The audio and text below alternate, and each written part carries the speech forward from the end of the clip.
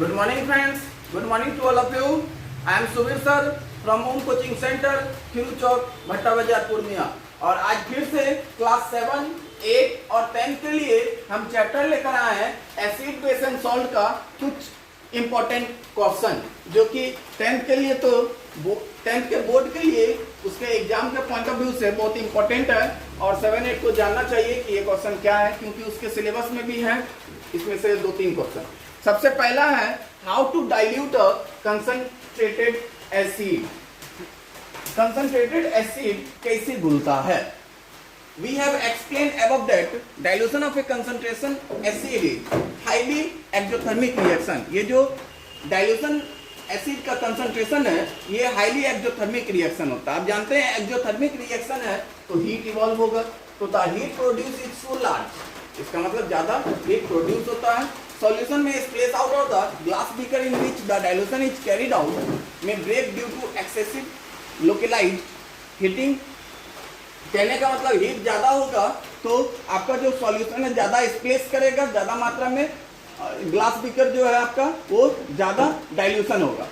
Hence to slow down the exothermic reaction, और जब ये एक्सोथर्मिक रिएक्शन कम होगा तो कंसंट्रेशन एसिड जो है always done by taking sufficient amount of water in a beaker, तो वो अपना सफिशिएंट अमाउंट ले लेगा वाटर में कि उसको कैसे ऐड करना है कंसंट्रेशन एसिड को, और ये धीरे धीरे आपका काम होते जाएगा। तो इसीलिए हम कहते हैं कि always dilution acid by adding acid into water and not water into a acid. Acid में वाटर डाला जाता है, ना कि वाटर में एसिड डाला जाता है। दूसरा है स्ट्रॉन्ग एसिड क्या होता है? ये 7, 8 और 10 तीनों के लिए बहुत इंपॉर्टेंट है। अब acid like hydrochloric acid, hydrochloric acid का फॉर्मूला हो गया HCl। नाइट्रिक एसिड का फॉर्मूला हो गया HNO3, ये सब फॉर्मूला याद रखिएगा। एंड सल्फ्यूरिक एसिड का फॉर्मूला हो गया H2SO4। जब ये इस टाइप के एसिड को हम डिजोल्व करेंगे वाटर में तो ये कंप्लीटली जो है लार्ज अमाउंट में हाइड्रोजन प्लस आयन देता है हमें, इसीलिए इसको कहते हैं स्ट्रॉन्ग एसिड। अगला है weak acid. Acid like acetic acid का फॉर्मूला CH3COOH, फॉर्मिक एसिड का फॉर्मूला HCOOH और कार्बोनिक एसिड का फॉर्मूला H2CO3। ये सारा फॉर्मूला आप याद रखेंगे। ऐसे एसिड को जब हम लोग डिजोल्व करते हैं वाटर में तो लेस अमाउंट मतलब कम अमाउंट में आपको हाइड्रोजन प्लस आयंस प्रोड्यूस करता है, इसीलिए इसको कहते हैं वीक एसिड।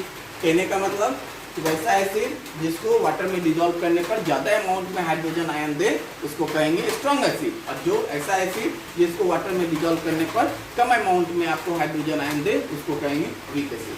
अगला लास्ट क्वेश्चन है why rain water conduct electricity but distilled water does not.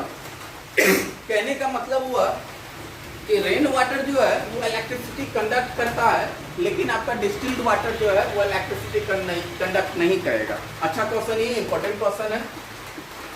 Distilled water does not contain any acid.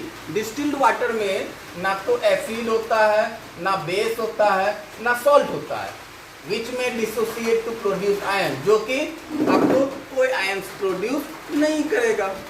Hence it does not conduct electricity।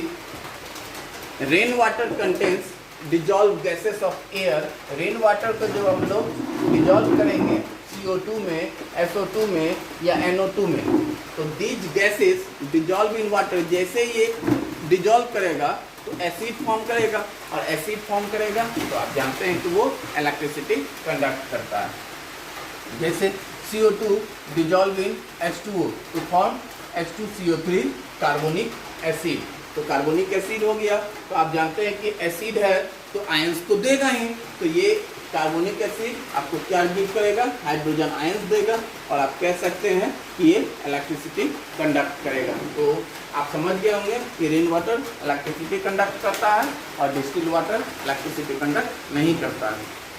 Acid base and salt में जितना भी important question मैं बताता ही हूँ daily, और आपसे request है कि आप इसको लर्न जरूर करेंगे, क्योंकि बिना लर्न किए आपका चैप्टर किसी भी चैप्टर पे कमांड नहीं होगा।